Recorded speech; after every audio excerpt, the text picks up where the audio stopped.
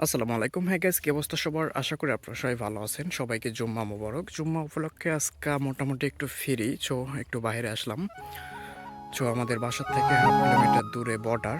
তো এখানে আমাদের জমি আছে, তো ভাবলাম যে একটু জমির যেমন বেগুন আছে, ধান আছে, এগুলো একটু দেখার উদ্দেশ্যে বাইরে এলাম। এখানে পাশেই বর্ডার। আজকে আমি আপনাদেরকে সবটাই দেখাবো। এই যে এটা আমাদের বেগুন ক্ষেত, এগুলো আমাদের জমি। এখান থেকে যদি আমরা টানি তাহলে ভারতের বর্ডার দেখতে পাবো।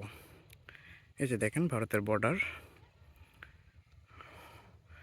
এই যে এখানে একটা ক্যাম্প, মানে ভারতের একটা ক্যাম্প আছে যেখানে সবসময়ের জন্য 100 বিএসএফ মোতায়েন করা থাকে। আসলে এই জায়গাটা খুবই সেন্সিটিভ এবং ডেঞ্জারাসও বলা যাইতে পারে।